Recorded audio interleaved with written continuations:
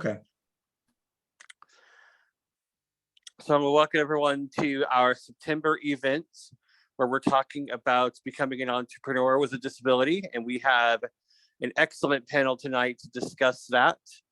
Before we get to that, before Khushbu introduces the panel, I want to just let everyone know, for those of you who are new, we are an organization that's been around for a couple of years now. We are comprised of individuals from all over the country and actually various parts of the world with a variety of disabilities as well as allies, with the common purpose of creating a community where everyone can thrive. And so with that, I want to introduce Khushbu, who is a member of our board and one of our leaders. She has an extensive background in all areas involving neurodiversity and just has a lot of great insights to bring to the table. So we're happy to have her facilitating this discussion tonight. And with that, Khushbu, take it away. Awesome. Thank you for the introduction, Daniel. Welcome to the event, everyone.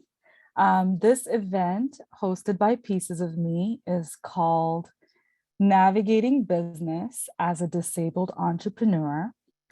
And I would like to introduce myself first, and then I will one by one introduce each of our panelists for the evening.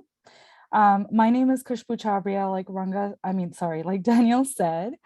I am a board member at Pieces, and I have been involved with Pieces for the last 2 years. I myself am a diversity and inclusion program manager, and my mission is to improve and increase the intentional inclusion of neurodistinct individuals in the workplace.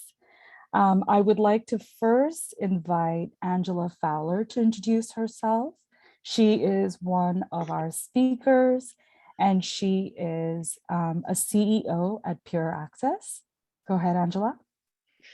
Good evening, everybody. I'm Angela Fowler. I wear many hats. My entrepreneurial journey started in 2012 when I began making and selling homemade beef jerky with the idea of one day going commercial.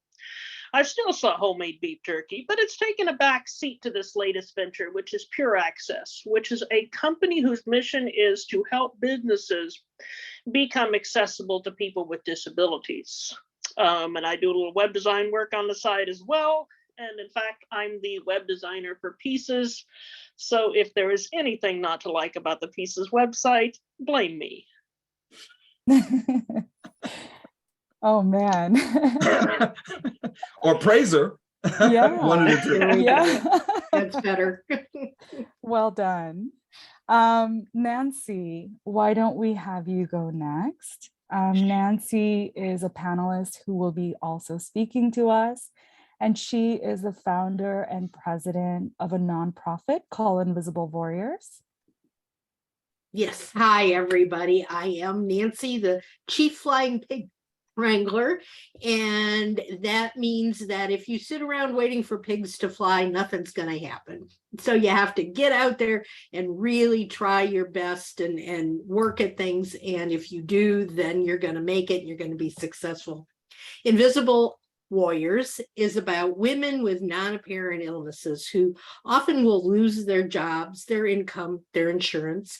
Their spouse often leaves, depression sets in, and 7 out of 10 attempt suicide. Invisible Warriors is changing that cycle. We are advocates for these women with the medical, the travel industry, and the pharmaceutical industry, and we are supporters of the women themselves through different groups, different meetings such as this, and just trying to let them all know that we're not all alone. We do have others out there that have similar non-apparent disorders, and that we all care about each other. I have been in business for over 35 years, and about 6 months ago, decided to morph that into this nonprofit. And so I am no longer an entrepreneur. I'm a nonprofitpreneur, I guess you'd call it. Mm, very cool. Thank you. With a Nan. writer's license. That's right.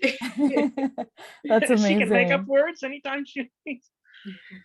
I love it. Also, we have Gary Horton here, who is the president of Vanward Consulting Services. Gary, if I can have you introduce yourself.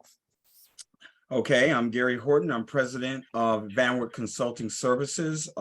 Actually, Vanward is my second dip into entrepreneurism. Vanward really has two general service offerings. One to the private sector, traditional consulting and staffing across multiple industry areas. And then on the what I would call the public sector side of the business, we focus on program development all around job readiness and job placement of those with disabilities, with a focus on those with visual impairment. Vanward Consulting Services was launched about 5 years ago. So we're in our 5th year and probably our best year, as we have launched 3 programs with the Michigan Bureau of Services for the Blind and Visually Impaired. And I'm happy to be with all of you this evening. Yes, thank you so much, Gary. And thank you all for being here. I really appreciate your time. I know that being an entrepreneur and running your own business or nonprofit can be very challenging. And everyone here who is either watching the event in the meeting or live streaming this event is obviously someone who wants to learn more about your journeys. So I just wanted to sort of start with the first question. What was the first moment that you decided that the way forward would be to start your own initiative? Whether it's a nonprofit, whether it's a consulting firm, whether it's your own business, how did that decision come about? So let's switch it up. Why don't we start with Gary? Oh boy, okay, I can go first. I like going first. Okay, so this was pretty easy. Back in about 5 years ago in 2017, I worked for what I would call a boutique white shoe management consulting firm based in Texas in the energy industry. I had been very successful with that organization, but as I began to lose my vision, they began to shall I say, drift away from me. We decided to part ways in May of that year. And by June 1st, I had started a concern called Vanward Consulting Services, initially as a vehicle for my own employment, as I had done a little research on the unemployment figures with people with visual impairment, and the number was incredibly high, which really surprised me. So initially, Vanward started off as a concern, basically as a vehicle for me to subcontract my services to a lot of the companies I had become acquainted with in the consulting space. So that was the moment. The moment was as soon as they started thinking or behaving in such a way that they were going to separate from me, I started the company. I felt that was the Wow. best approach to be employed as expeditiously as possible. That sounds really challenging. I'm so sorry you had to go through that, Gary. But I'm glad that that moment led to you starting Vanward Consulting, which is amazing. When one door closes, a door always opens. You just have to be able to see that the door is opening. Exactly. Yeah, buddy. Or you have to know that there is a door there, right? Which is pretty hard when you're blind. I mean, you Or- can feel your way through it. Oh dear. Sorry, you, okay. you also have to be willing to look for doors. Right.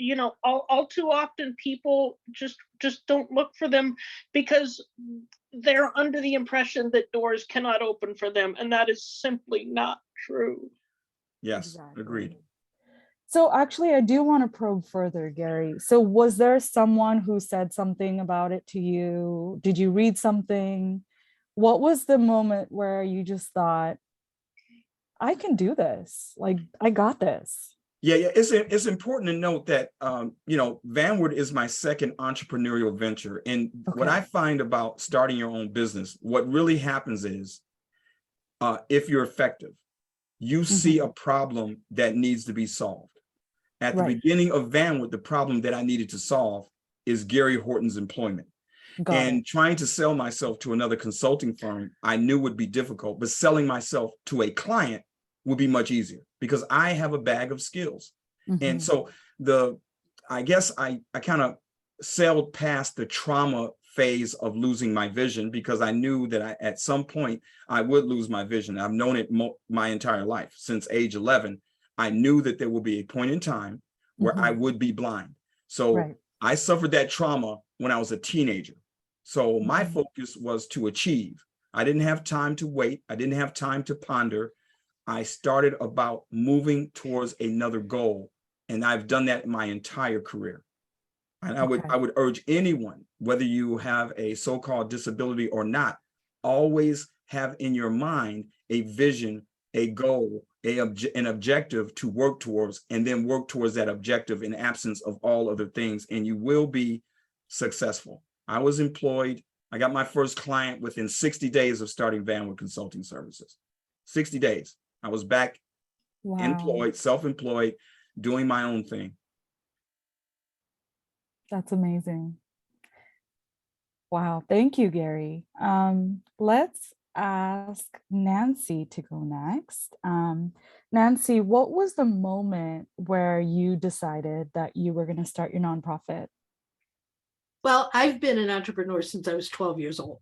I Oh, have okay. always run my own business. And my first ones were with my mom and my sister, and it just went from there. I put myself through my doctoral program with my own business and was very, very successful, really enjoyed what I was doing.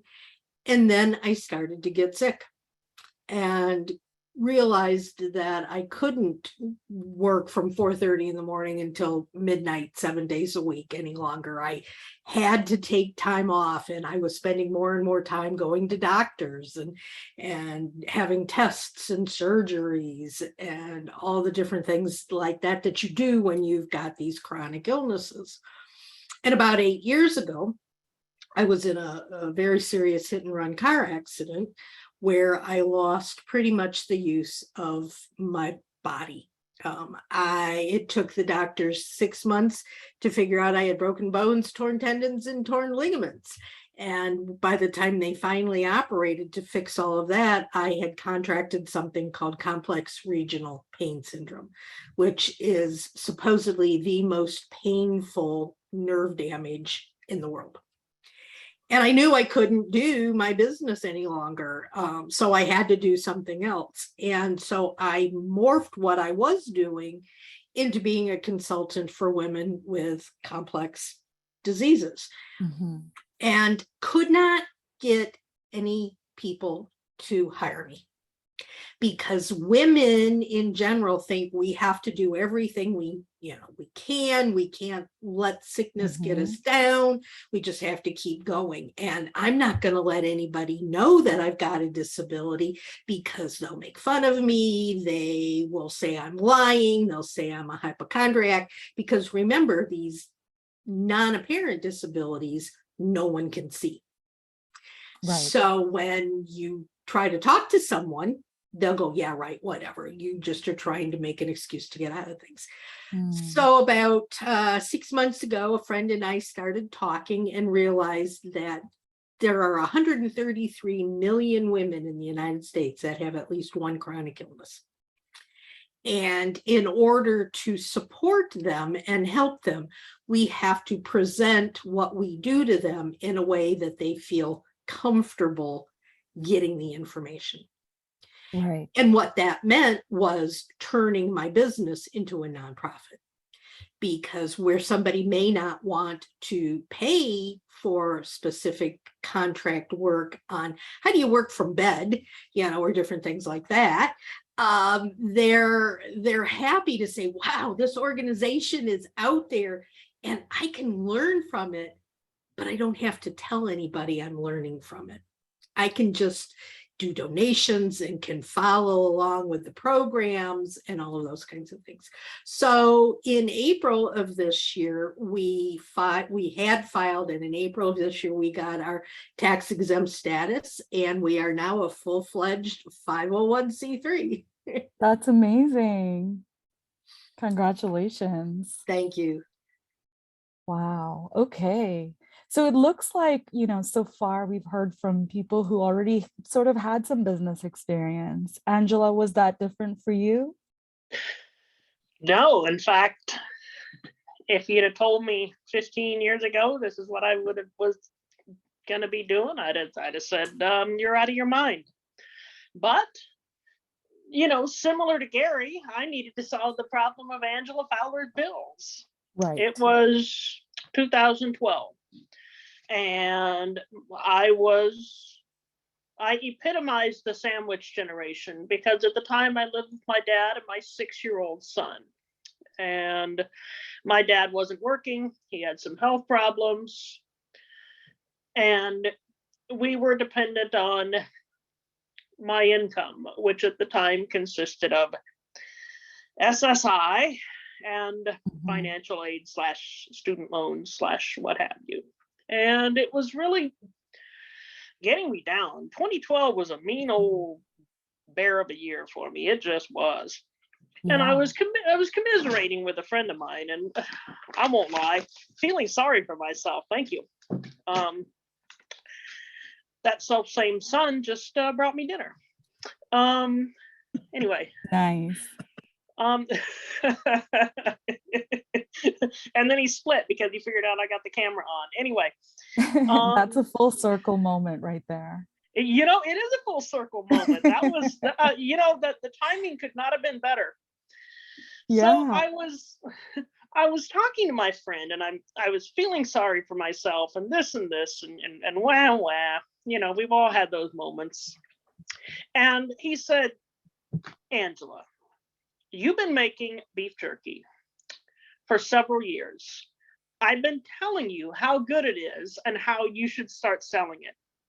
I will loan you the money to get started.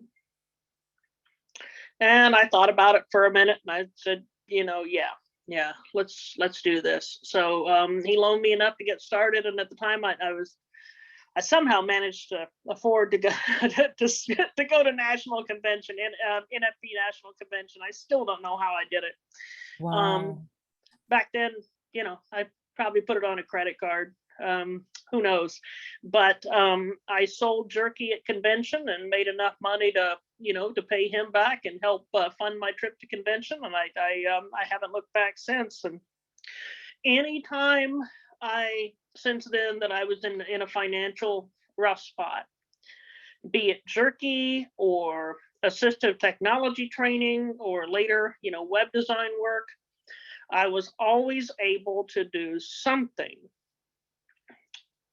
to use my skills and talents to earn enough money to get by or get ahead. And the lesson in that is we all have marketable skills. Right on. I don't know what the statistic is. It's staggering. The unemployment rate among blind people is insane. So you know what? But we have marketable skills. Everybody has marketable skills. I don't care what those skills are. They can be translated into an entrepreneurial venture. If they won't hire you, hire yourself. Definitely. Figure out, A, what do I love doing? B, what am I good at?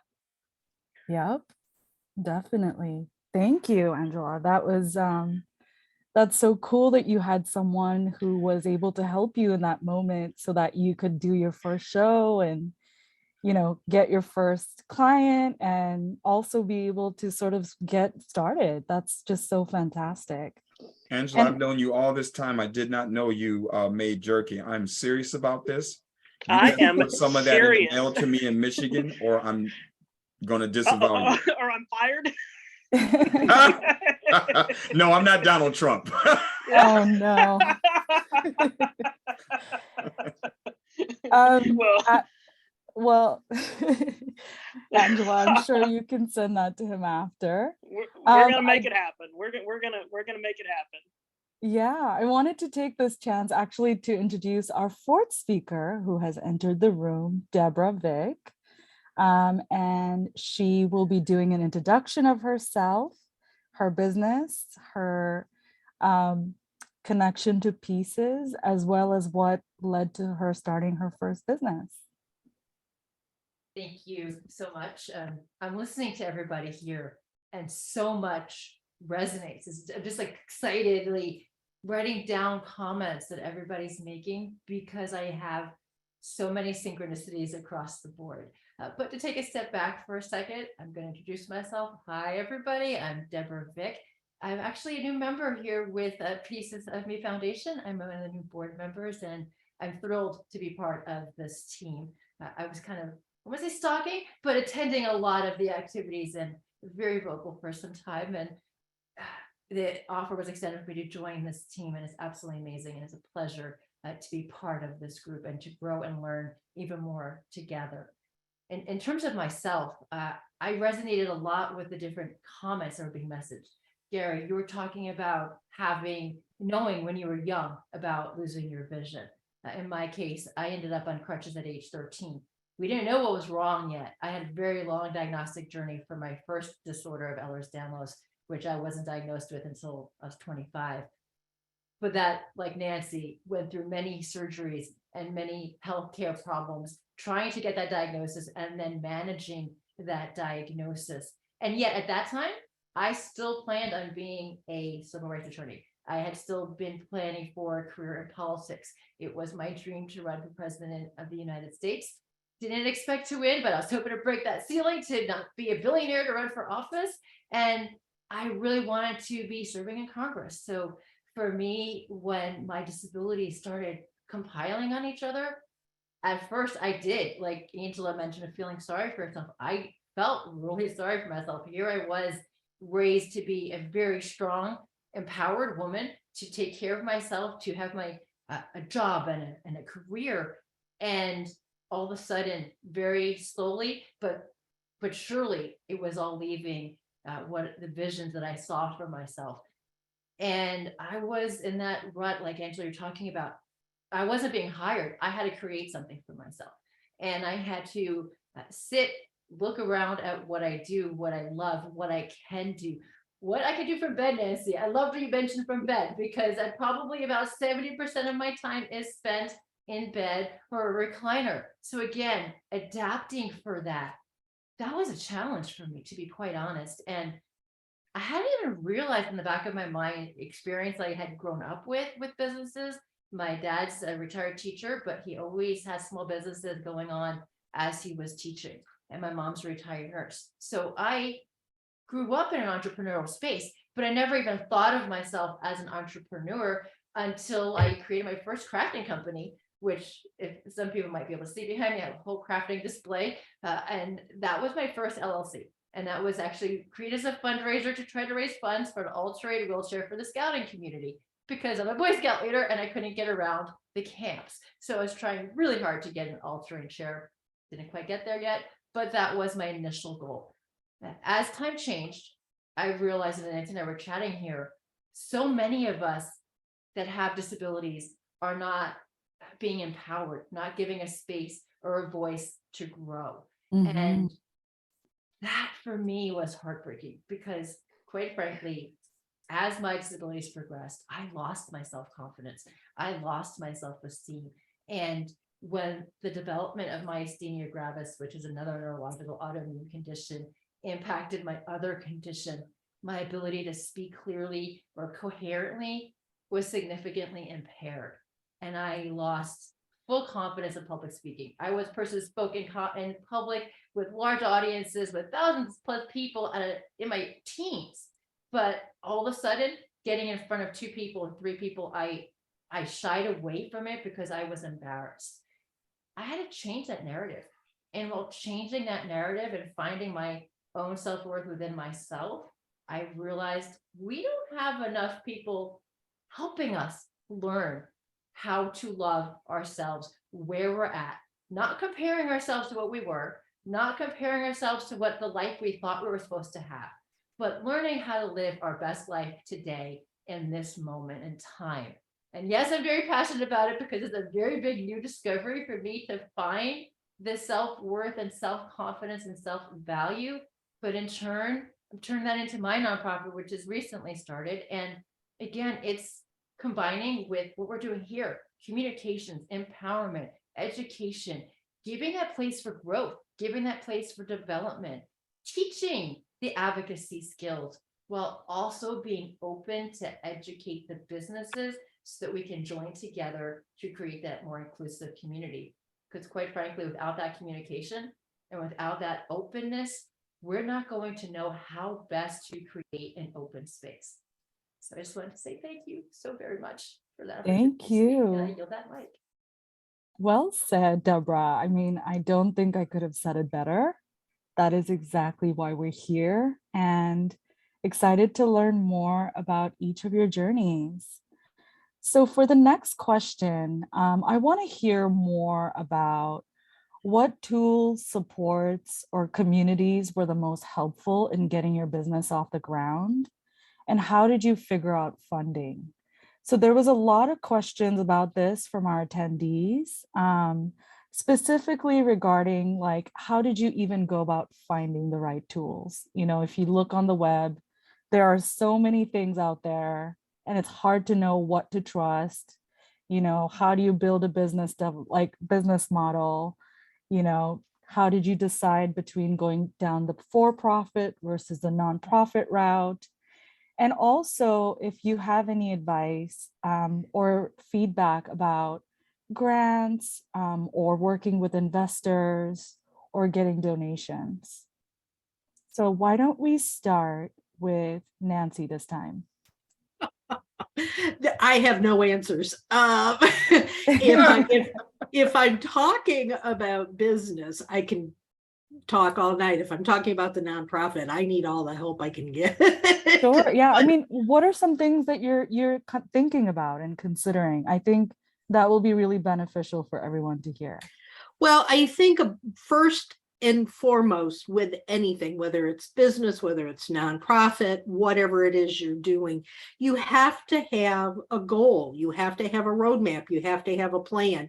You can't, and I right now, I kind of feel like where we're at in our nonprofit is that I've got a strategic plan, but I feel like I'm standing with my back to the wall and throwing darts over my shoulder, hoping I'm going to hit the target. Oh no. And it doesn't work. But with everything that you do, you need to look out. I always tell everybody, think about a 5-year plan. Mm-hmm. And when I was consulting for women trying to start businesses, I get responses like, I don't even know what I want for dinner tonight, let alone 5 years from now. I could not get people to understand that you can't just take it day by day. Mm-hmm. You have to at least have an idea. You have to know. So much in the nonprofit world is not really a business plan per se, as it is a strategic plan. Right. But they're still the same kind of thing. You need Mm-hmm. to have an idea for budgets, for, you know, how much money do we need to have in the bank? What does that money go for? How are we going to get that money? We're working right now on a couple of different fundraisers, and we had to figure out, well, how do we work these fundraisers? And when you're looking at tools and strategies, my best advice is get out there and not only create that plan, but ask people.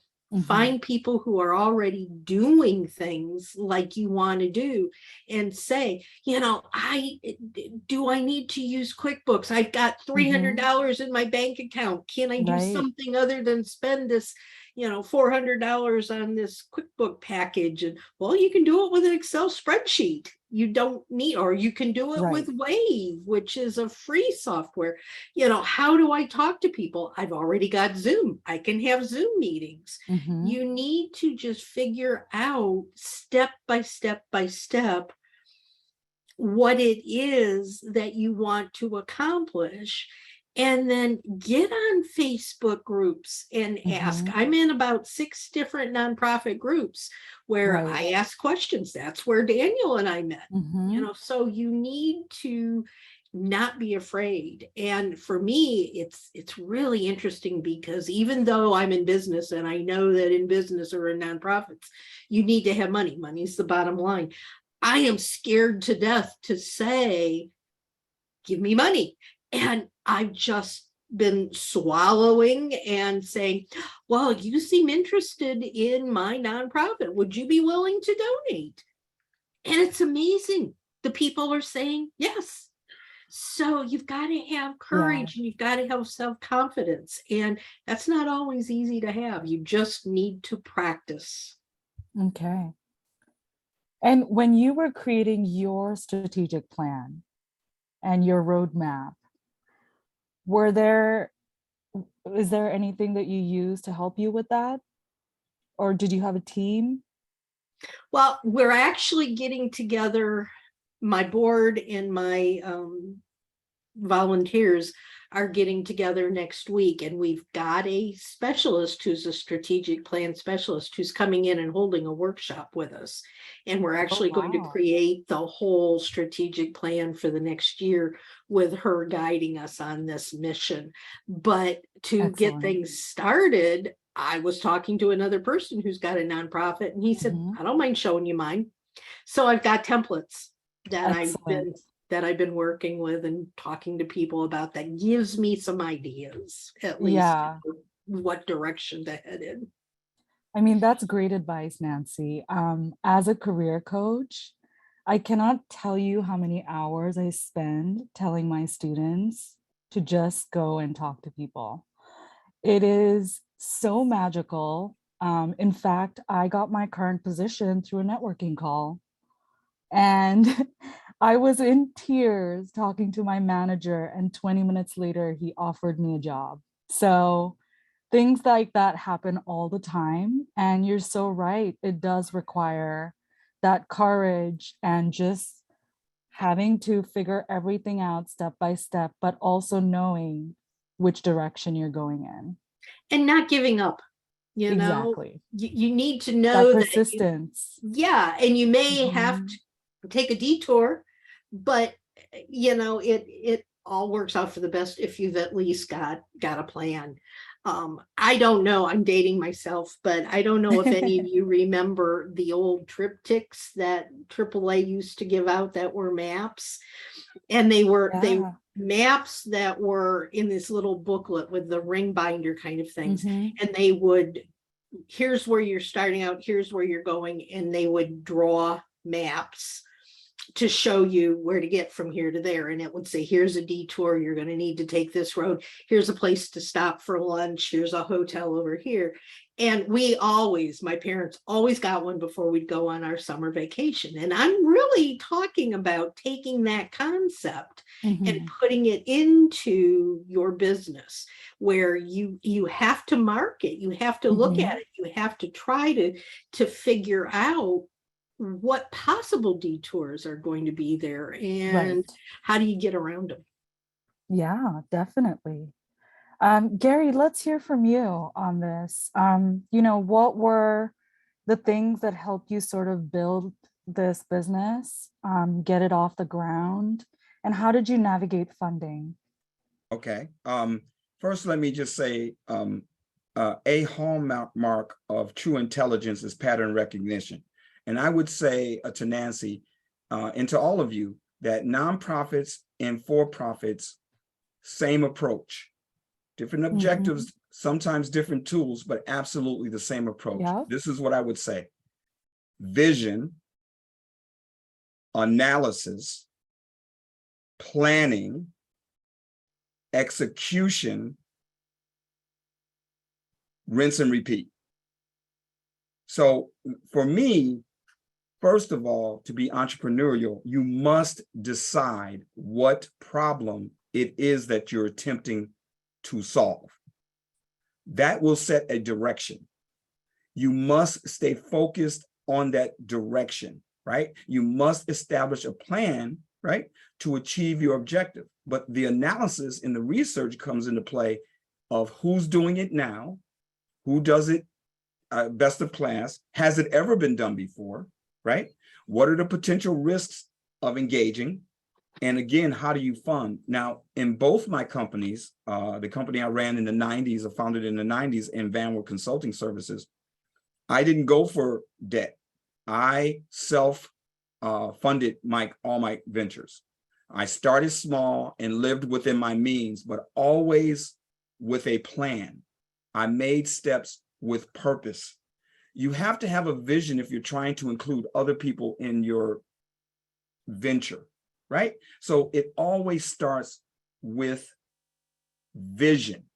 I did have a vision for what I was attempting to achieve, even in the name of the company itself. I was self-funded. Again, when I separated from the company, there was a severance package. That was my seed capital. I knew that I had to convert that into actual billable hours, and that was my initial focus. Once I developed at least a small revenue stream, I set aside some of that revenue to continue to build my own cash basis, but always going along the plan to achieve an objective, to have a brand. I'm more of a business to business guy, not a business to customer guy. And there's lots of money out there in the corporate world. So what's beautiful about being an entrepreneur that's a company that's business to business, all you have to do is get 0.003 of the consulting market. That's all you have to get. Focus on that piece. Do not be distracted by all the things that are thrown in your way. I think that's where the plan comes in, and that's where execution comes in. But once you begin to execute, you must have a mechanism to track progress. Now, you may make progress slowly, or you may make it aggressively, but without an objective, there's a saying. I'll cite the following. I read this. I can't remember who made this, who coined this phrase, but if a ship is at sea without a destination, no wind is favorable. You must know which things to accept, which things not to accept. I found it to be very true that when you're focused on an objective, opportunities present themselves and you focus on those opportunities.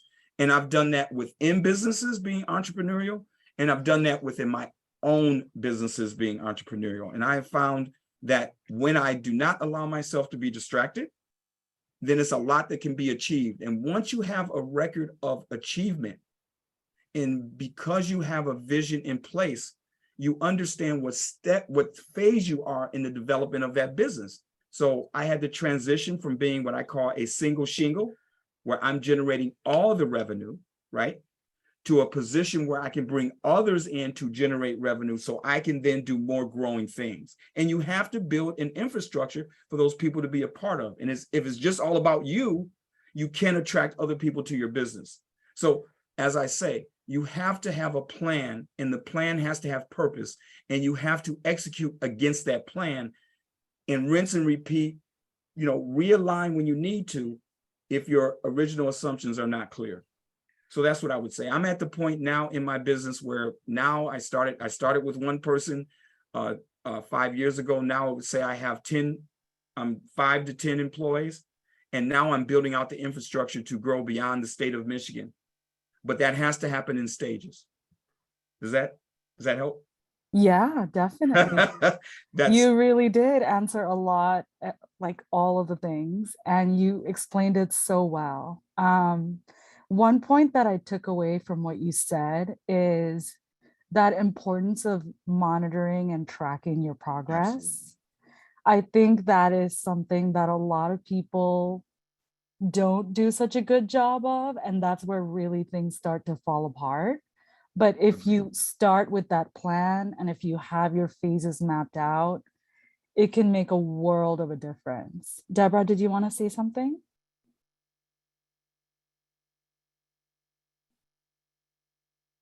I would say it's like computer. Angela will agree with this. Anybody that comes from any STEM, it's just like programming. The more time that you spend in the analysis and design, execution becomes effortless.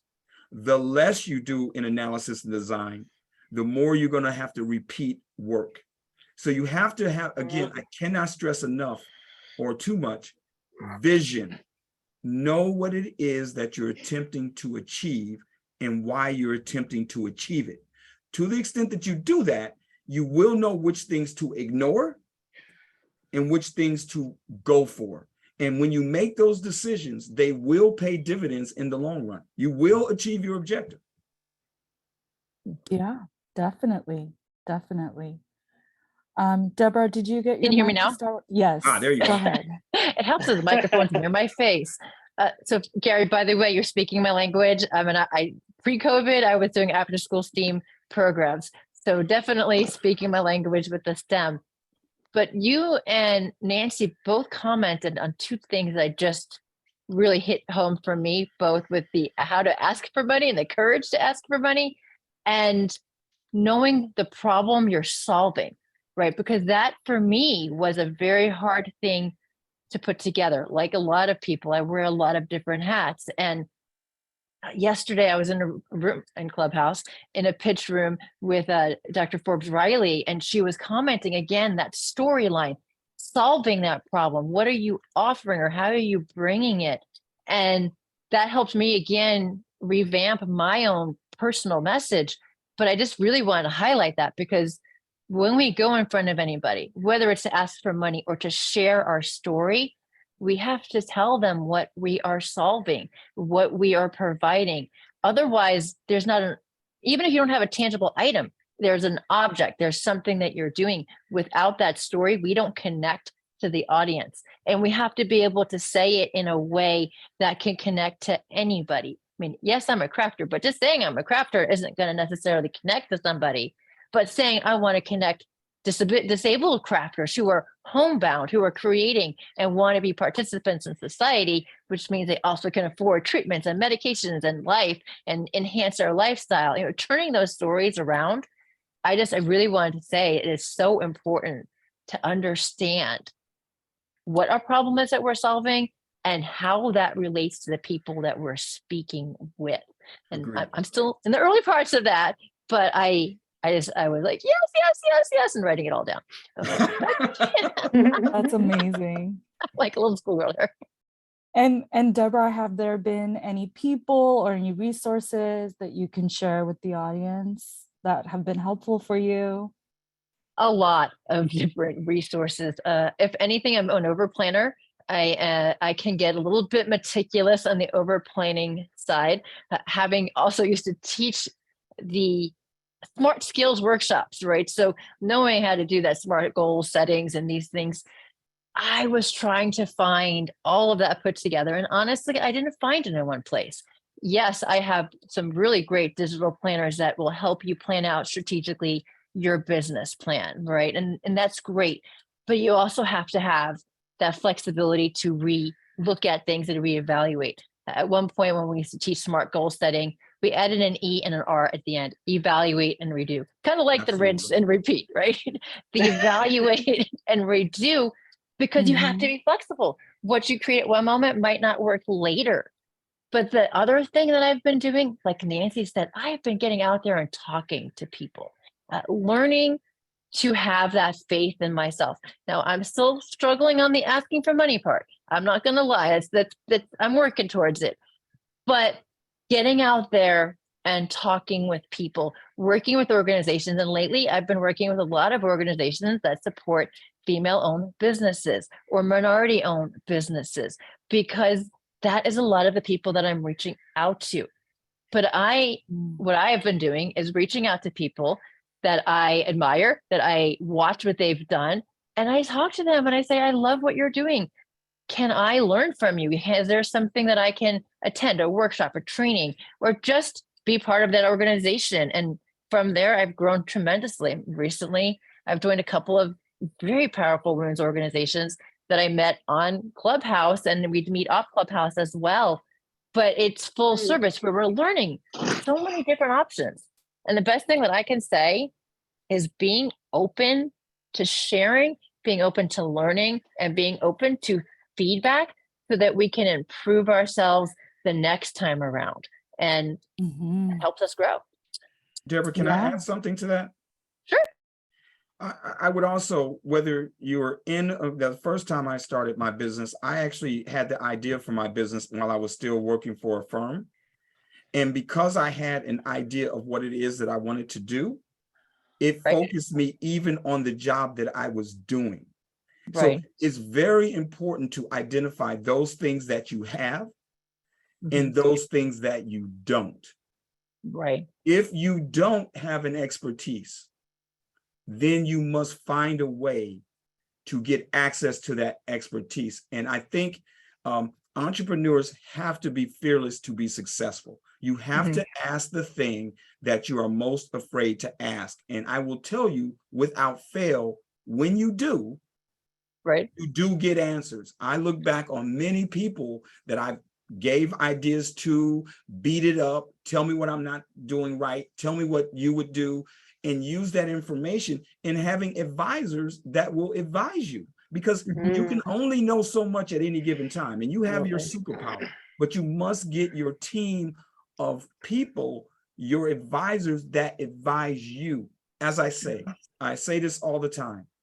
I do everything in my life with purpose. Yes. I have a purpose for it. If I'm watching Star Trek, I'm watching it for a purpose, right? If I'm reading a book, I'm reading it to learn something.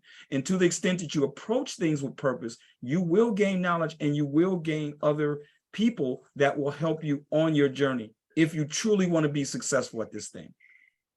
Absolutely. That intentionality, I think, is invaluable. And knowing where your skills are is also invaluable. And Agreed. obviously, I like to speak. So that was something that also was coming into that play, right? How do you categorize what you're good at, what skills are developable skills that we can develop? I make up words, by the way. Spoken like a true politician. We got two. You know, and right, and then how do we go from there? And I love that. So I'm not going to hog the stage. I know, Angela, I give you the mic. You know, Angela? and you guys, you all touched on it. Relationships are so critical. Allies are so critical. And there's two things I would say. One, don't be afraid to admit the aspects of running a business that you're not as good at, and where funding or quid pro quo allows, hire somebody else to do it. Like video editing. Nobody in their right mind is ever going to hire me to edit a video. That's why I have other people that can do that. We need allies. We don't exist on an island. Allies can help us in ways that that we might not have even thought. And which leads me to point number 2. We need to get past this dog eat dog mentality that a lot of business people have, and rather than seeing people in the same space as potential competitors, see them as potential collaborators. If you go into things with the dog eat dog mentality, in a dog eat dog world, you're either getting eaten, about to get eaten, or you think you're about to get eaten, and that's no way to live your life. That come on. At one of our networking events that Dan and I go to, I found out that there's another accessibility company within the same network. And there was a part of me that was like, oh, man, I was going for that customer base. Right. But I talked to the guy, and it turns out that he and I have completely antithetical, well, not completely antithetical, but our areas of expertise are in completely different areas of the accessibility game. So, something like that. Yeah. We could be stronger and bring in more customers collectively if we work together. Mhm. Can I Definitely. challenge that a little bit? Mhm. I totally agree with you, Angela, but I would say the following. If you're in a capitalist system, competition is the rule. Competition is what it's all about. That being said, you want to know when to look for collaboration and when not to look for collaboration, but to assume Right. that there aren't competitors is dangerous, right? Well, From my and perspective.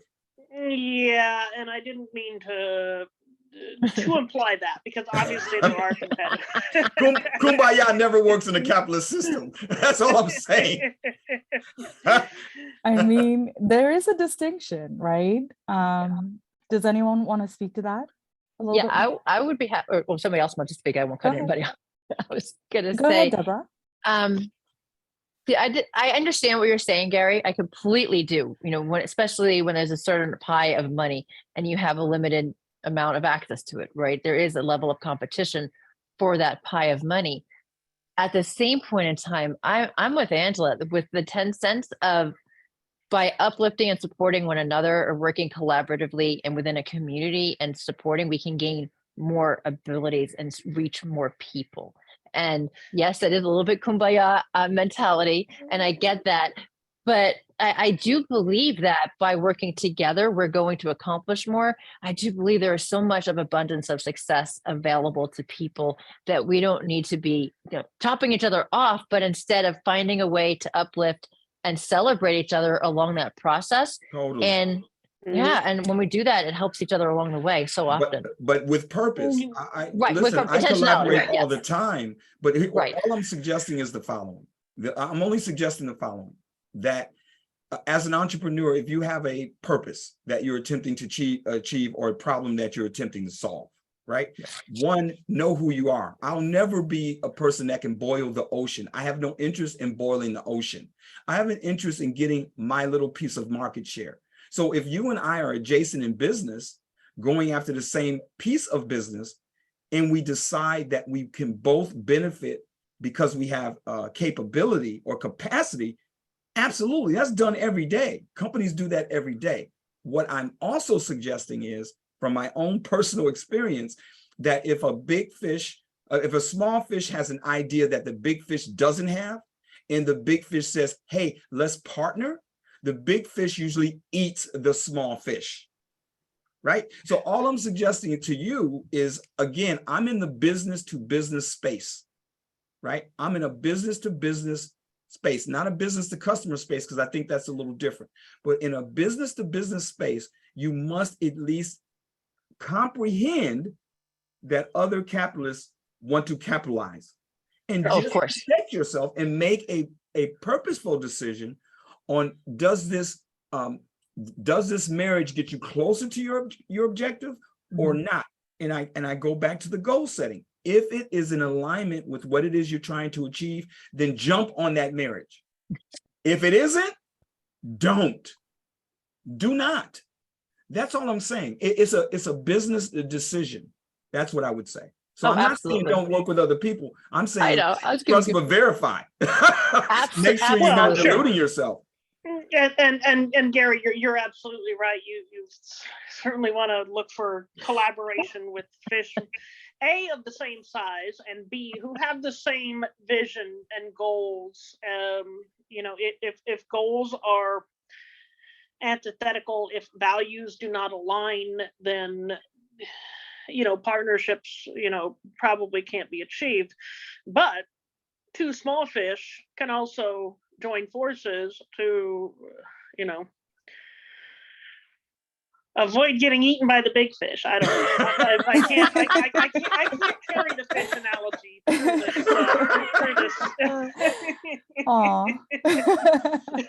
I'm just, Well, you know, I love I've got this picture in my head of these little fish ninjas attacking this shark or something. It's just like, yeah.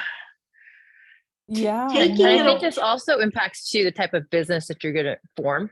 Yeah, I know you Yes. asked earlier about the nonprofit too, right? And knowing your mission, knowing your goal, knowing who you're serving, and knowing where that money is going to come from also impacts you forming an LLC, you're forming a corporation, or you're forming a nonprofit. because that does matter. I mean, I know Right. Nancy, that's why I chose nonprofit for that reason. So Well, and I was going to say, taking it one step outside of the working with other businesses, working with the people who work with your organization. Mhm.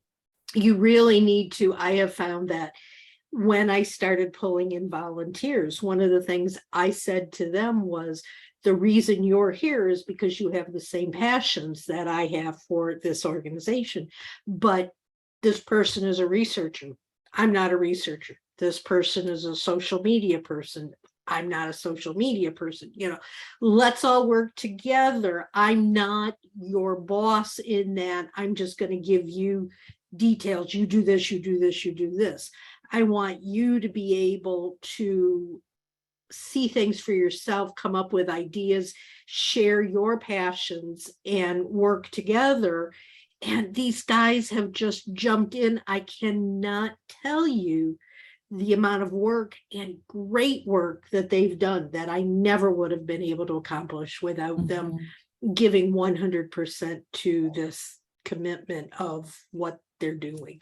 So you need to be open and share with the people on your team as well. Yes, I And- agree. Definitely.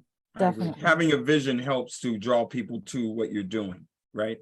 When you do Mhm. things with purpose and you have a vision, you don't just have an elevator speech for the people that you're attempting to sell to, but you also have an elevator speech for the people that you're drawing to your organization to build it out. And that is where culture and vision play a role. And if you do that planning early on, you'll have those themes.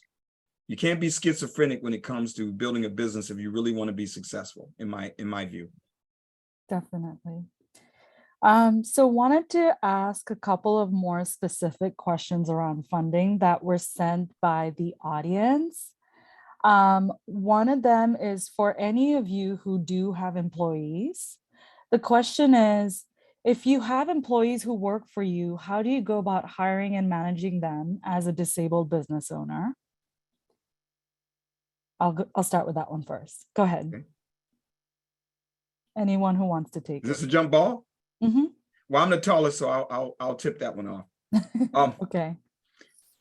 For me, most of my staff are also visually impaired because of one of the services that I offer. Having vision is important. I start out as subcontractors because employers, you take on a lot of liability, and I try to stay away from liability. So I think when someone's starting their business, they should work on the basis of 1099s with people that they bring into the organization, probably part-time. Initially, I manage people all over the country. They're not just in Michigan. Largely, my businesses run virtually. But then you have to, as I say, be purposeful about what are the cash reserves debt situation before you start considering not using subcontractors and investing in employees. And that is probably, at least in my business, one of the most critical and important decisions that you can ever make as an entrepreneur. You have to recognize when you're going to jump that bridge and trust that you can sustain a business enough to employ individuals that are completely supporting what you're attempting to achieve, which means you begin to change what you do as an entrepreneur, where you're not the doer, you're the seller, you're the finder of business, right? And then you have people that can execute, but you have Right. to do it with a plan. So when you're a single shingle, you should be documenting, identifying how you would onboard and train people. And if you have not figured that out yet and you want to start hiring people, then you're already putting yourself in danger, right? So first, again, have a vision, do the analysis, have a plan, right? And execute to that plan. And I would say the hiring of people become easy, but when you make the conversion from subcontractors who may have other jobs to full-time employees, be very, very careful about making that decision. Make sure you have either a comfortable debt, a banking relationship in place, or that you are generating enough cash reserves to weather any storm that might come. Because the last thing you want to do is hire a person and then have to lay them off or fire them. That's what I would say. Does anyone else on the panel have anything else to add to this? I'm still looking for volunteers, so I don't have paid employees yet. So I'm Okay. just, so I can't add to that, but I love what Gary was saying, and I think that's really valuable, especially, Mhm. you know, I wanted to answer one question, the part-time thing, I wanted to really highlight and commend you on that too, because one Yeah. of the things that I know we were talking about last night, right, Kushbu and Daniel, was the availability of part-time employment for Mhm. people with disabilities. It's really hard to find that. And I know people who have benefits need that part-time employment because they're going to lose other benefits that they have. And it's really hard to find it. So I just wanted to thank you and commend you for doing that, because I think it's invaluable for people. Yeah, and actually, that's so great that you brought that up, Deborah, because that goes into my next question. This was in regards to transitioning from benefits to income while getting started and showing different incomes week by week. So someone said, do you have any tips for navigating the rocky waters of transitioning from benefits to income when you're getting started and you have different incomes every week? Anyone who wants to take it. Can I take a swat at it? Yeah, please. There's a fear. You remember, those of us, if this applies to you, when you were learning to swim, and the first time you got out into that deep end, you were scared, right? I mean, maybe you floundered and mom and dad had to jump in and save you. Maybe not, but it was scary. It was really scary. But as you push past that fear and swam more and swim out a little bit and go back to the shallows, whew, I made it. That fear became less and less the more you pushed past it. Mm-hmm. There is a fear within the disabled community of losing those benefits, of losing that of getting away from the shallow end. And I get it. When you start talking about health insurance, there's a lot more that goes into that than I'm acknowledging or am even knowledgeable enough to discuss here. But if we can put that fear aside and understand within ourselves, we can make it without SSI. We can make it without SSDI. We can earn enough to buy into, eventually to buy into health insurance plans. Again, you know, in some cases it's not that simple, and I understand. But in the cases, at least where it is that simple, we just need to start swimming. We just need to start doing it. Hallelujah, praise the Lord. Angela, if I can add something to that. To me, your best friend is Excel. Let me follow that up. Mm-hmm. There is a point at which you can make money up to whatever your allowed amount is before the entire allowed amount disappears completely. Therefore, you must mindfully and with purpose deduct certain costs within the context of your business. That's why anyone who is considering self-employment must build an LLC or some other legal construct that will allow you to write off certain expenses. Therefore, you have some control over your income, and to the extent that you do, you can maintain that your SSI, your SSDI for a period of time before you can make the complete leap. I absolutely did do this, but it requires planning. You can't just go out there and just say, okay, as you suggested, just jump in the deep water, right? You have to do things with a plan. So there are laws on the books and approaches that you can pursue that allows you to deduct that income, or alternatively keep that income in cash reserves, right? That may not be counted against your salaried income as an employee to your business. So how you structure yourself is critical. If you just become a doing business as, then every cent that you make is your income, right? But if you do business within an LLP or an LLC, right, you have some flexibility. So what you need to do is build that equation that says, these are the things that I can absolutely deduct as a blind person. All of my transportation, 100% deductible. My own system of maintaining cash reserves for my education, deductible. These are things that don't count against my employment. Therefore, I still stay within the limits of what SSI requires, until they get smart and change the law, which sucks. It should work. As you make more, you get a little less, but it doesn't go from 2,000 to 0. That precludes people from taking the leap that you're suggesting, but you can get around it.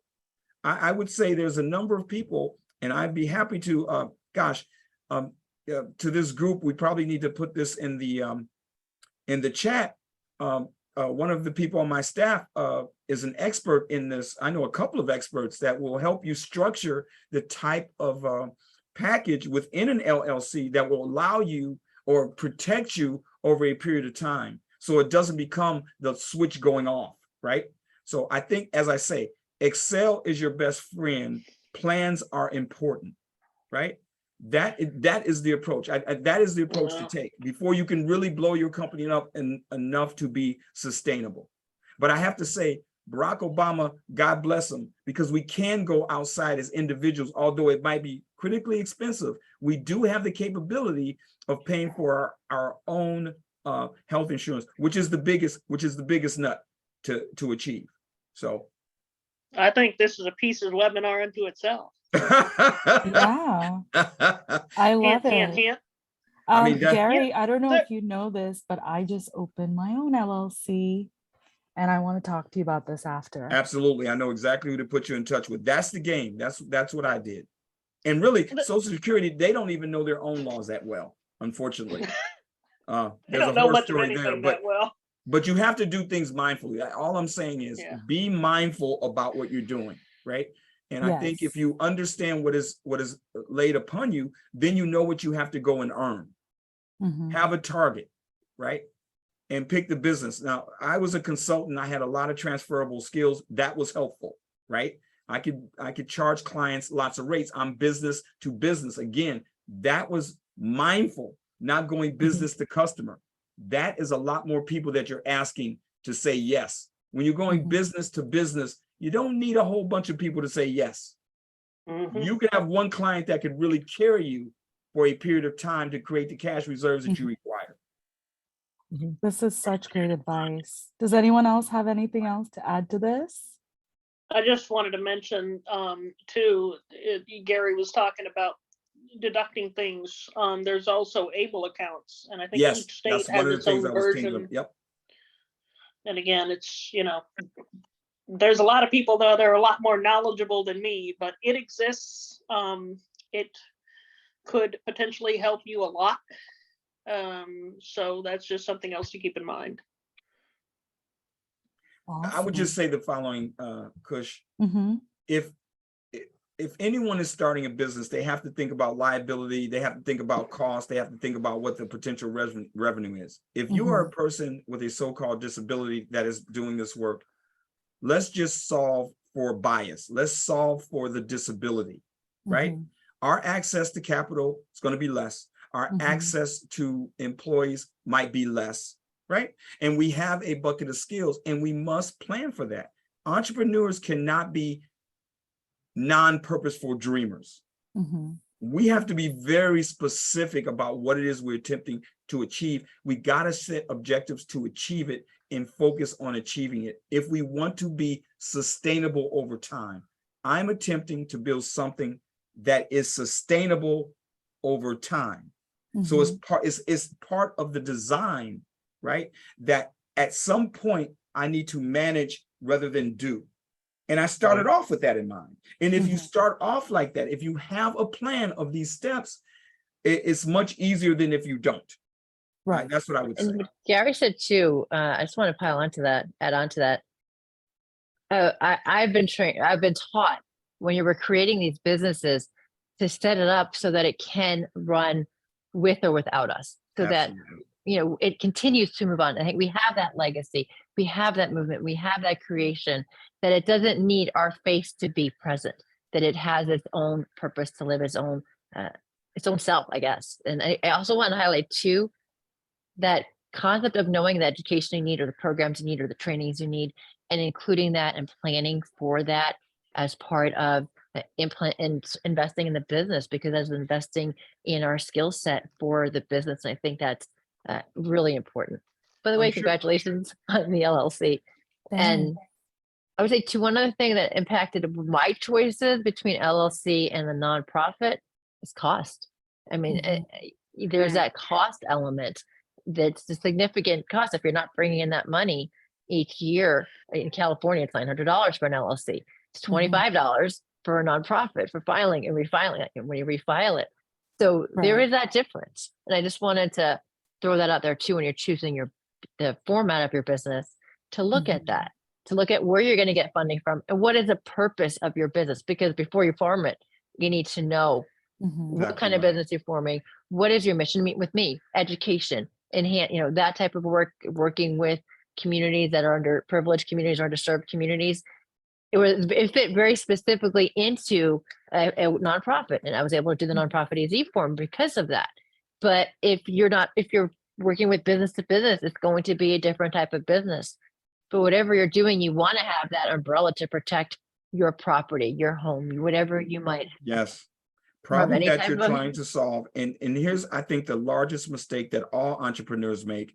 But some of the things that we as people with so-called disabilities don't fully appreciate is there is a plethora of resources that you can avail yourself of.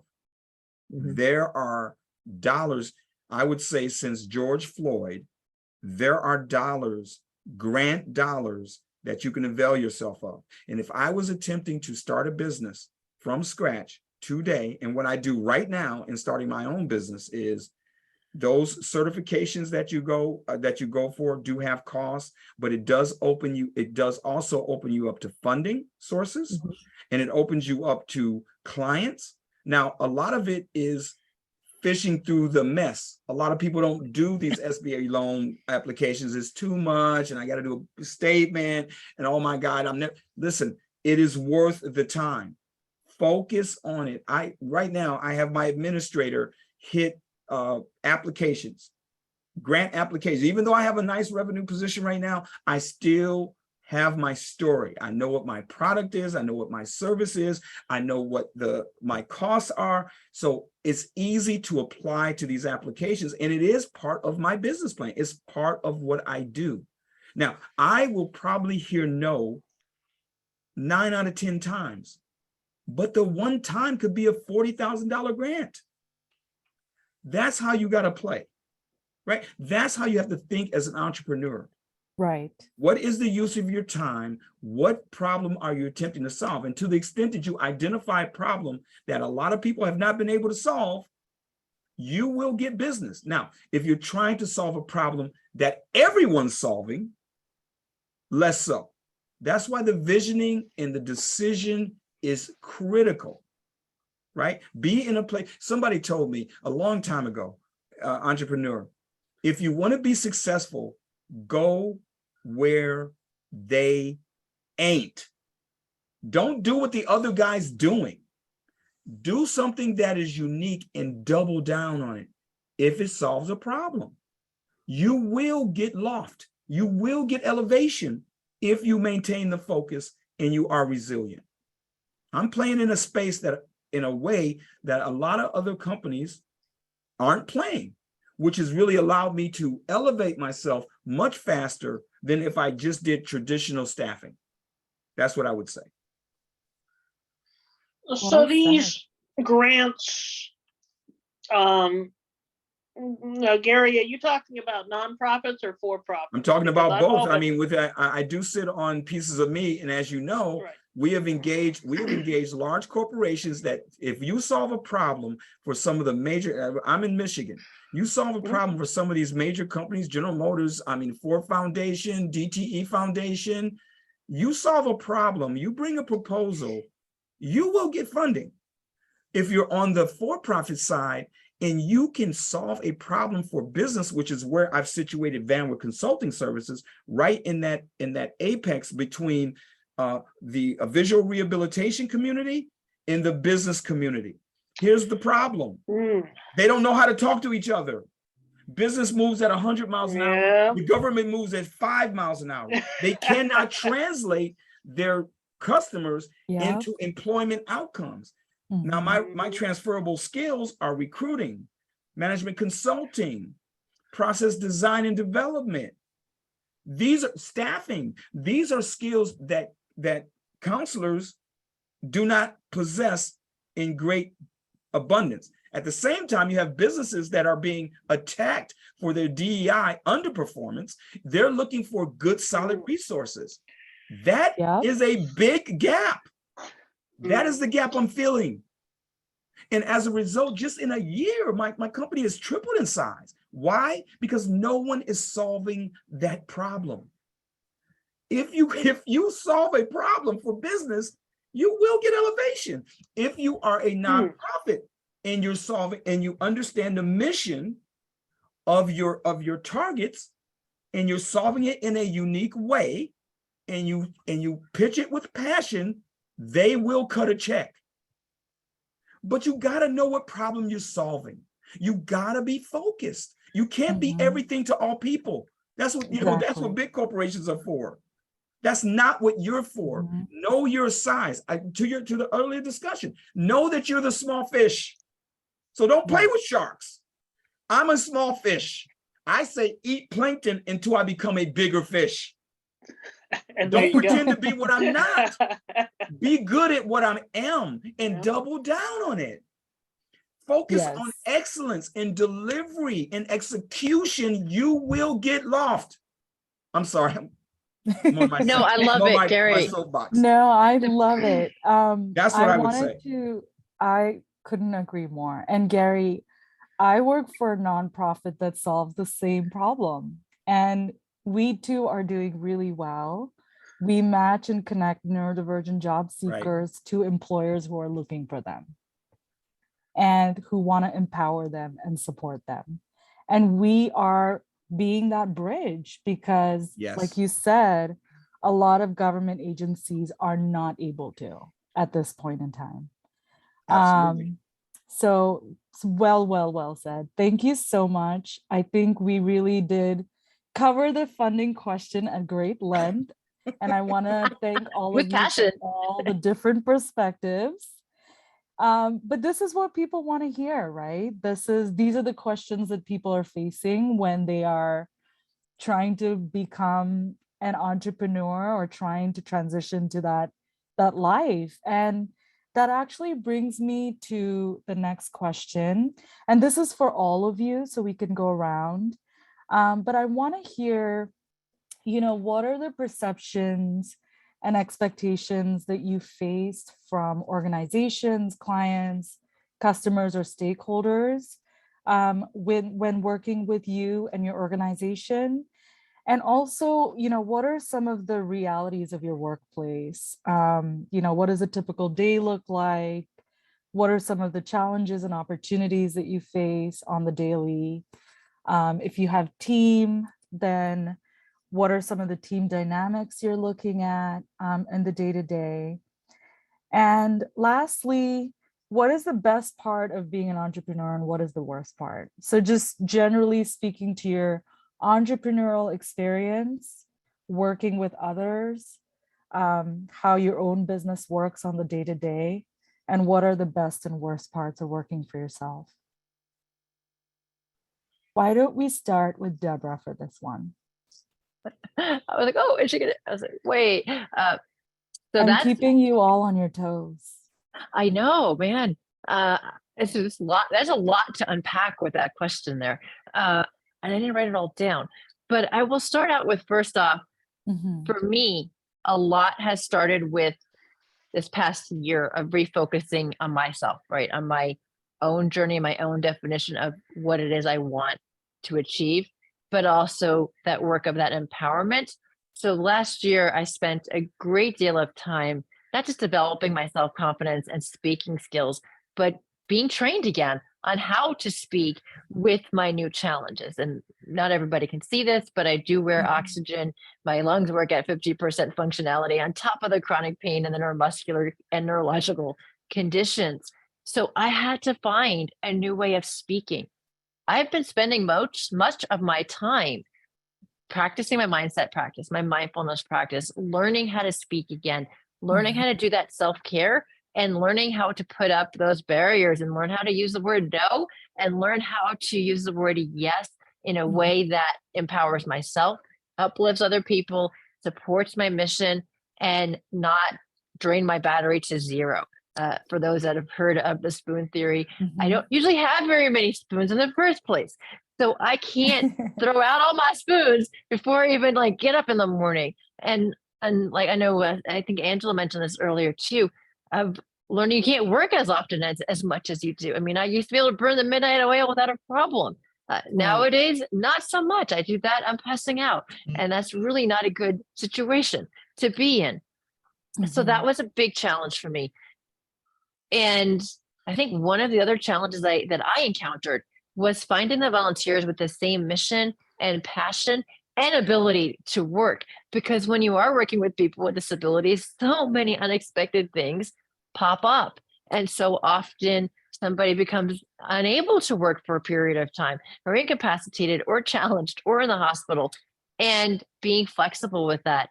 In fact, last year, I think I was in the hospital at least 6 times. I had to advocate from the hospital, work from the hospital, do meetings from the hospital. I mean, all sorts of craziness that I was doing Wow. from these different locations. So Mhm. being flexible with that as well. But for me, my day starts with empowerment programs. I usually start my mornings in clubhouse rooms with Breakfast of the Champions and with the Global Women's Warriors Club, with that empowerment, with that support of one another to go forth and push for my mission, right? And then I will start out with each day planning the things that I want to get achieved, applications I want to apply for. Gary said SBA loans. I've been being told that also by my friend Renee Noor with the GW3, the same thing, applying for those loans and learning how to do that. But I've also been reaching out and applying for different speaking roles so that I can connect with other corporations and businesses and volunteers and so forth. So for me, it is about how do I network? How do I build my skill set? How do I make myself or others develop the skills that they need? And that's one of the things that, I'm planning on right now, working on some workshops of helping others develop these skills. And that also requires planning and, like Nancy said, like-minded individuals who have the same mission, have the same desire, and have that same goal and are open to working with people with different types of abilities, different learning styles, different neurodivergencies, and bringing a space at the table for everybody. I think Nord said this, instead of bringing the table to the people, instead of making a space at the table for somebody, bring the table to the person. So being open to find out how to bring the table to the person. I can't remember who said the quote. I listened to it during one of the DEI meetings, and I thought that was a great statement, bringing that Yeah. table to everybody else and letting us bring the table to the people by working together. So I think I answered it Definitely. all. I didn't have it all written down. So What would the last one was just what is the best or easiest thing about working for yourself, and what is the hardest? So the And easiest thing is transportation. Since I don't drive, I don't have the ability to drive anymore. Mhm. And not having to bother my husband or getting an Uber. So the easiest thing is the transportation. I can just wheel out to my office, which is in my living room. The hardest thing is also the fact that my office is in my living room, which means my kids get to walk by, my dog and my cat, and Great that's also answer. hard, right? So it's great and hard at the same time. Learning that, because I'm also a creator and a crafter, and a bazillion STEM projects and crafting projects around me, learning to compartmentalize time blocking, the Mhm. habit stacking, the time blocking, Yeah. the time Mhm. development, using like the 7 habits of highly effective people, learning how to use these things Mhm. effectively so that I'm working smarter, not harder. And, some people know this. I've done mindfulness facilitation, but I'm on almost 5 weeks straight of doing mindfulness practice daily.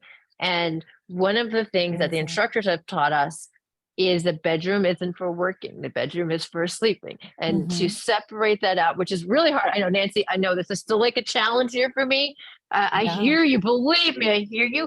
But this is where I was getting to this one. I created a meditation space next to my office area on the other side of my desk that has one of those like little trifold beds that I can sit down and be reclined and do my IV fluids, do my space, that I can incorporate my medical and my workspace and Mhm. have that ability to support my body in the positions that it needs to be done. So the hard part Right. is, finding that balance. How do you create Mhm. that space? How do you separate so that, I know people many times I don't know if you all know this, but it's best to have a separate workspace and a play space because that helps our mindset to be focused more. And so learning how to create those spaces, that has been a journey, especially Right. since I moved back here like a year and a few months ago. And I was ready to move back after my third neck surgery. So I've just recreated that space for myself this past month. And it's been a challenge to find that fine-tuned balance. I love it. I'd like That to thing talk to you off about list about that. I was gonna say, that space comment is so interesting. I actually had a friend who was working on her dissertation and she didn't want to lock herself into a room. She wanted the dissertation to Right. be part of her life. So she moved her desk to the living room. Well, But right. And funny that different people need different things too within that context, you know? well, and that was something when we looked at this house that we moved into. When we moved into this house and we found it on the internet after one of my surgeries got postponed, but it's a 1-story house. And I knew when we moved in here Mhm. that the 1-story would be better for me. The access to Yeah. medical care would be best for me. But I also knew that meant that what the area, because we have 2 boys and my Mhm. husband needed an office because he's working remotely. That meant that the formal formal living room would become my office. And the formal dining room, well, that's not really formal dining room. I'll be honest. It's got mostly my craft stuff and my meditation section and my infusion center. So it's kind of like my home infusion center. But I had to create that space Right. to be able to comfortably get my infusions, because I do get those Mhm. every 2 weeks for 2 days and 6 hours a pop. I needed that to be comfortable. I needed to not be hidden and closed into my room the whole time. And yes, I have one of those beds that recline and, angle up to support my back because I can't lay flat and all that good stuff. But I Mhm. also want to be outside of my room and not Yeah. stuck there where I don't see my family. So Right. this became the best place for me. And, Mhm. I suggest when you're working from home to create a space that represents you, that gives you abilities to move, right? You don't want to always be stuck in the same spot. So that ability to move and change positions, maybe see some greenery if you can, have a connection to nature. Okay, I love to meditate. So I have my meditation center. I have my singing bowls as well. It's a big part for me for my connection to my energy and myself, for reconnecting and re-energizing. But it is that balance, and it is difficult to sometimes find that balance in the chaos of home Mhm. life. And I like to say my house is a zoo with 2 kids and 2 animals and my husband. Definitely. Nancy, I see you smiling and agreeing along. Would love to hear your thoughts on this question. I ditto Deborah. Everything she said, I agree with. I've pretty much lost my ability to drive. My husband just had triple bypass heart surgery this summer, and I Wow. had to drive for the first time in 4 years. And I'm going, oh, geez, everybody just say a prayer. Oh no. Because I hadn't done it in so long, and my feet are fused so they don't bend. So instead of putting your foot on the gas pedal or the brake pedal, it was this way, and I'm going, I'm not sure which pedal I'm hitting.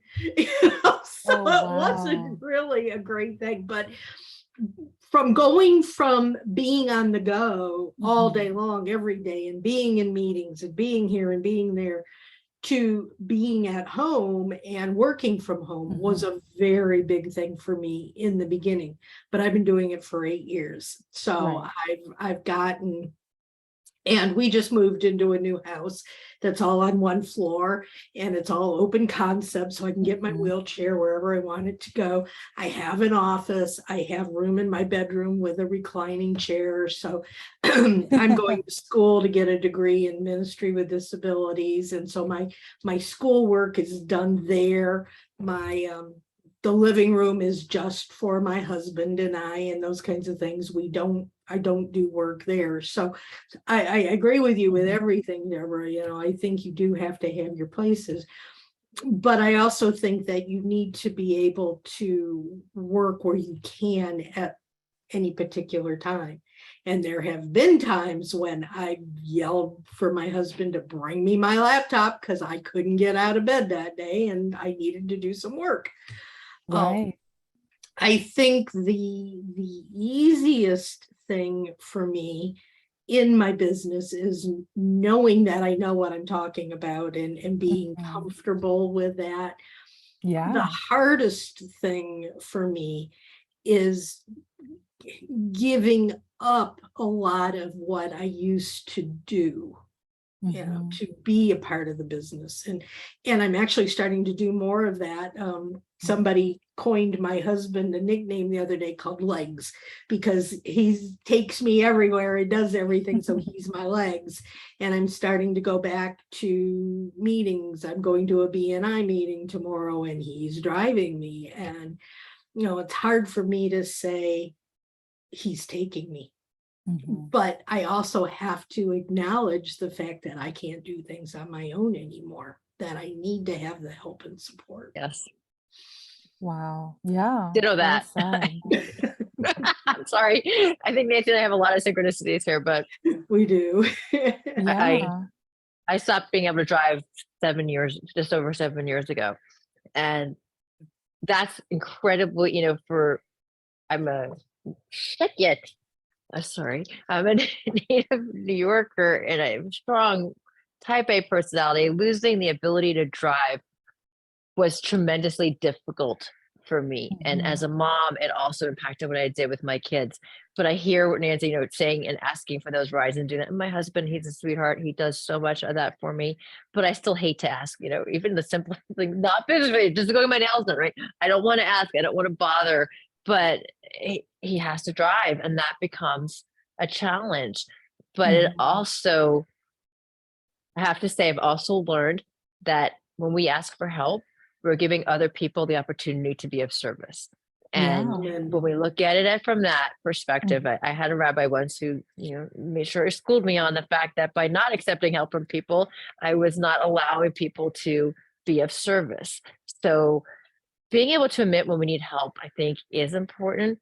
And that also comes down to that transparency, right? As being leaders and being business owners with disabilities, it's important we are transparent of the challenges that we have, because people won't know how to be of service, how to assist, how to accommodate, or how to work with us if we're not open about those challenges. So I just wanted to throw that out there. Yeah, I agree definitely. totally. Angela, I see that you're back. I wanted to ask you that question. I don't know if you heard all of it, but I'll repeat parts of it.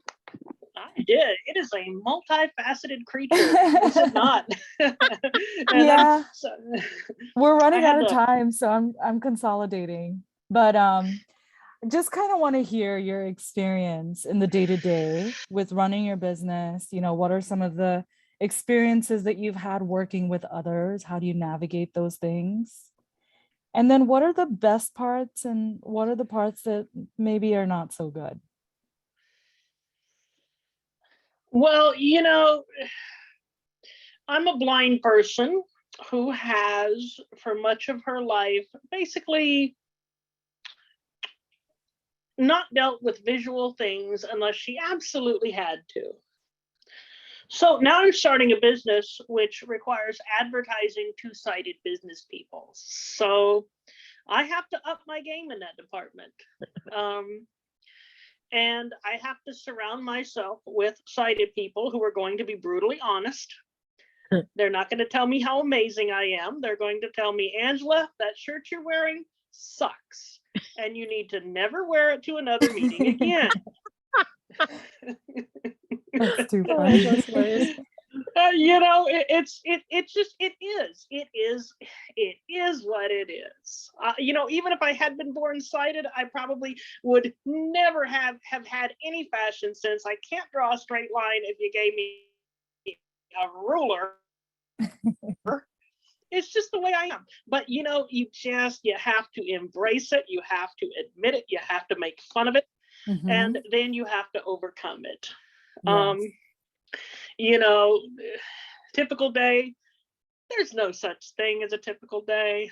I run a business, I work a day job, I have a 16-year-old who keeps me on my toes. Typical, what the heck is typical anymore? Typical went out the window in March of 2020. Typical got canceled. Right. and typical may come back for some people, but for Angela Fowler, it never will. It just won't. And you just have to roll with the punches. It's like the Joe D. Messina song, right? That's the way it is. You got to roll with the punches. Yeah, definitely. I mean, that's a huge part of being an entrepreneur. You just never know what's going to come at you. You never know. I woke up this morning thinking, I've only got 3 meetings today. It's going to be a relatively light day. Yeah. Yeah, that sounds about right. Yeah. Awesome. Thank you, Angela. Gary, would love to hear a little bit about your day-to-day experience as an entrepreneur with running your business, with working with others, as well as what's best and what's the worst aspects of being an entrepreneur. Day in the life for me, anybody that works with me, is I have a stand-up meeting with my team every morning. So we set objectives for the day that feed into the objectives for the week, that feed into the objectives for the month, that feed into the objectives for the year, right? So again, as I said before, there's a recurring theme with me: do things with purpose. It starts out with the meeting. Here's what I love about what I do every day. I am the opposite of Angela in that most of the people that work with me are blind, and there are a couple of sighted people. And what I like to say in my daily meetings with them is, okay, you people that are sighted need to accommodate you because you don't understand how we roll. That's powerful. I think Angela has been on some meetings with me, right? I love it. That's the way I roll. My sighted employees feel like they don't have enough to offer, right?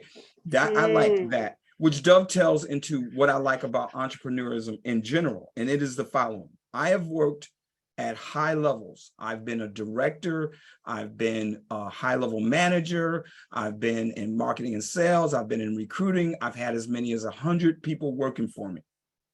Here's the thing that's great about entrepreneurism: I'm not somebody else's mouthpiece. Mm-hmm. I communicate with my clients with truth, my truth. I can make commitments that I think I can keep, and I do not say things that I do not believe in. That is powerful. That's where the passion comes from. Because if I'm working for someone else with this level of passion and I don't believe in what I'm saying, I'm a liar. And that is what eats you up inside. That is the best thing about being an entrepreneur. Being yourself, being true to yourself, communicating things that you care about and that you love. And to the extent that you do that, you will draw people to you. If you're telling someone else's story, you're lying, right?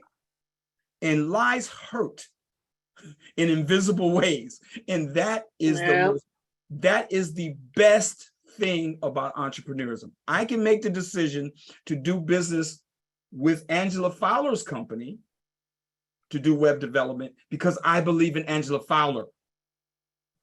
It's a conscious decision. I can do that. No one tells me to do business with a person. I make that decision.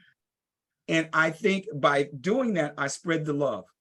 And that's what this is all about when you're in business, right? Doing things that you care about, things that you are passionate about, so you can exude that passion, so you can draw clients and employees. Here's the thing I like the least about being an entrepreneur. I'm accountable to everybody. I am accountable. I am accountable. I can't say, let me go get my supervisor. I can't say it was someone else's fault. If someone in my organization trips, I must eat it. Can't blame it on the boss. I must eat it. And that is really, that is true about anything in life, right? Mhm. If you really want to be a full person, there will be mistakes. And what I say to every client when I start a new piece of business with them, I say, you know, starting business, starting a new relationship is always beautiful. It's like a marriage.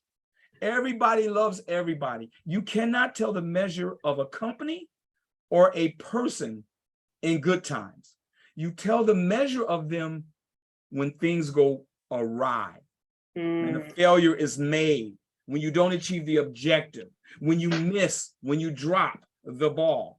Mhm. Then, and only then, will you truly know that you have a good professional relationship with the client. And if you do it with honesty and humility, Right, you will continue to achieve. Right? So that for me is what it's about. Control over my destiny, the ability to make the decision, the ability to see my vision come to fruition. And again, you can ask my employees, I have a vision. And when their vision does not align with my vision, they lose. Right? Because I build the culture of this company. And that is powerful. That gives me the energy to get up. Right? I get to make the decision where I'm going to give this person more money and this person less money. You know, that is important to me, right? So I would say for me, it is control, having control, seeing your vision. I'll leave you with this thought. I say this all the time to the young people I work with. You know, the great thing about having a problem, you get to solve it. Mhm. You get to solve it. Yep.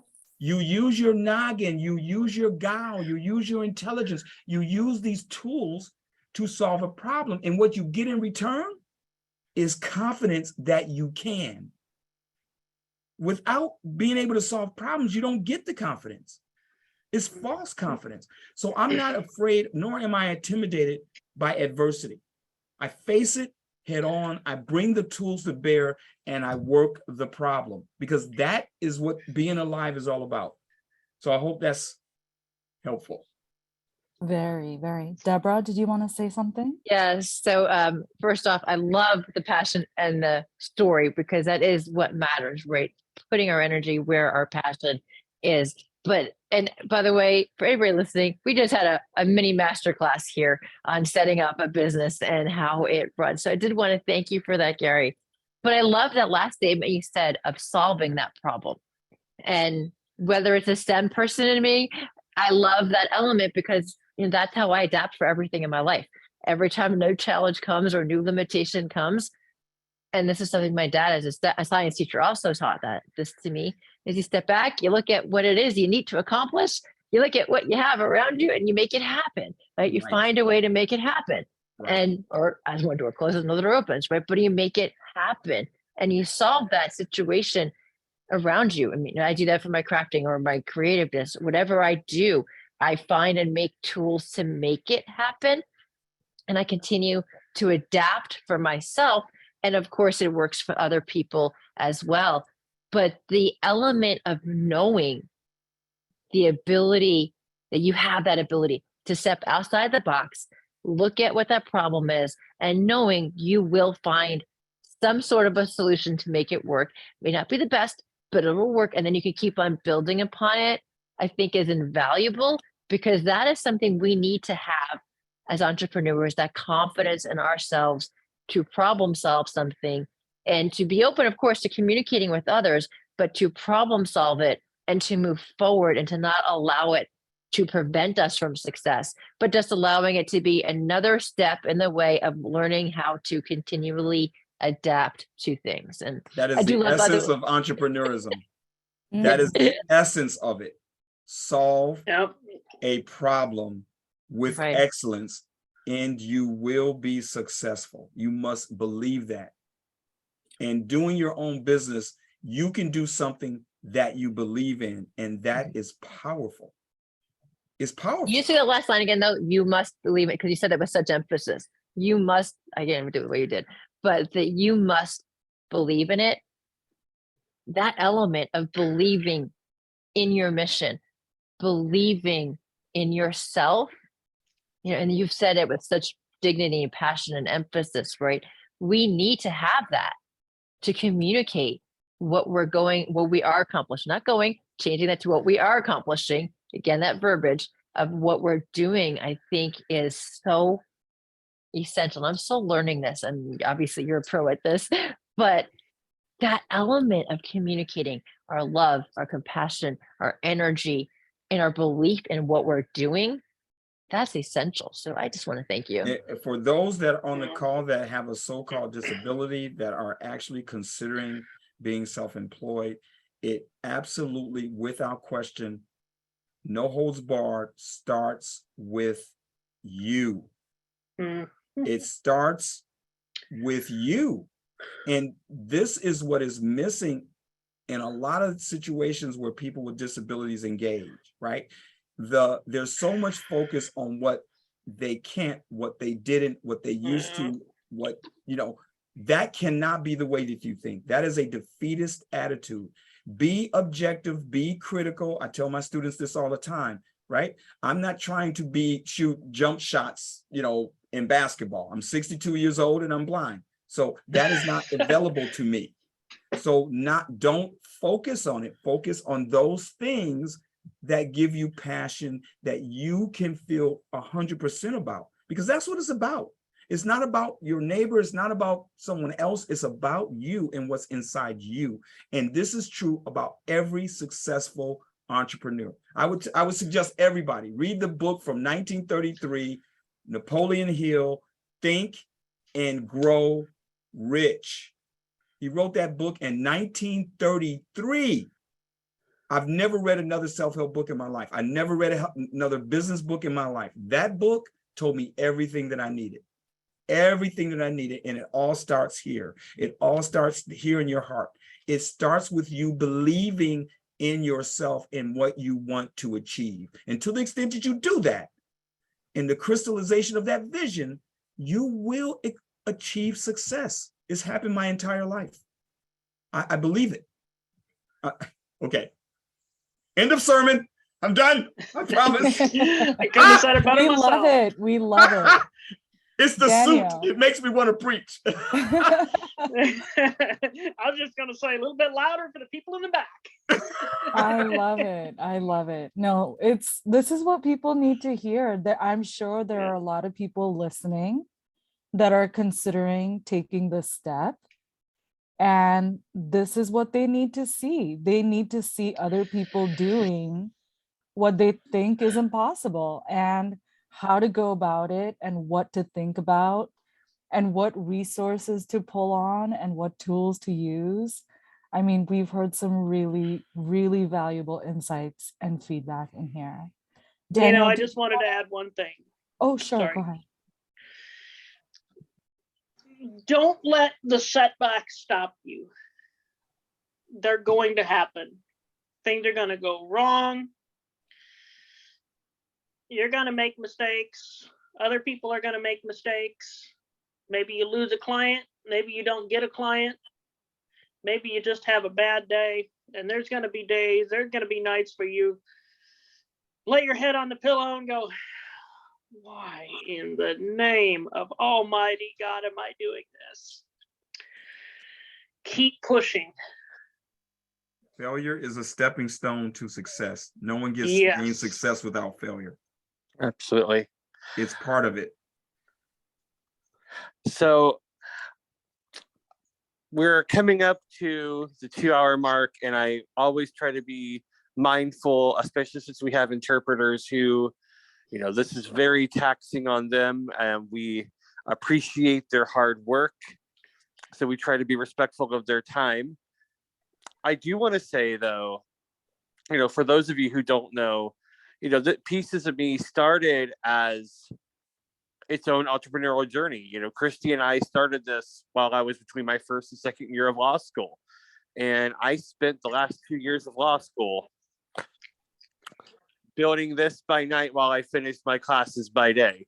So this is a topic near and dear to our hearts as entrepreneurs and people who are out there making a difference. So again, thank you all to the panel. Thank you to all the panelists for these terrific comments. And Kushbu, congratulations on doing the LLC. You and I talked privately several weeks ago about Yep. this. You know, I was Mhm. wholeheartedly supporting it. And I don't know if you realized Yes. that conversation is why it's planted that seed in my mind that this panel needed to happen. And I knew know. immediately that you needed to be the one to do it, because you came at it from a sense of real authenticity, because I hoped that this would be a master class for you as a It first step to your was. success. I've been So- taking notes.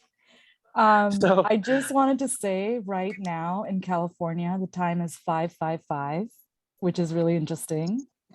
But my conversation with Daniel, where I had been praying for weeks for a sign, ended with a tearful call to Daniel, where he said, Kush, you know I'm blind, right? And I said, yes. And he said, I'm blind, but I can clearly see that this is what you need to do. And that is the moment it was decided. So full circle to this moment, I'm really grateful for the opportunity to host you all today and to have this discussion, because there are many of us who are out there doubting in ourselves, in our strengths, in our capabilities, in our skills, our qualifications. And there are many of us who just don't know how to go from step A to even thinking about what step B should even be. So the fact that we were able to have this conversation with you all today and to celebrate your successes together and to think about all the different things you've all had to face and navigate in accomplishing the things that you have all accomplished. I think this is something that we've all learned a lot from. So I would love to, first of all, thank Daniel for the opportunity to let me host this event, and also to our panelists for being vulnerable, for sharing your stories, your triumphs, you know, your hardships, and all the different things that it took along this journey for you to be able to come here and speak to us. So thank you very much. And thank you to everyone who was able to attend, or anyone who is watching the live stream or the recording after. We really appreciate you all. If you go on to LinkedIn or to Facebook or YouTube or Instagram, you will find our socials. Pieces of Me is online on all of the different platforms that there are. And we're really trying to have more of these conversations we're really trying to bring more awareness to the things that affect people with disabilities, chronic illnesses, or just differences in general. And this is a safe space, so I hope that you will join us for the next conversation as well.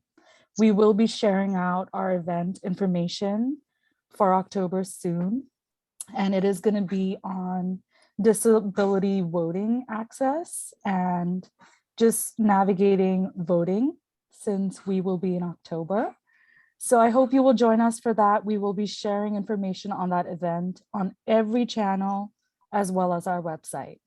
Thank you so much and have a great evening, everyone. Thank you all. Thank you so much.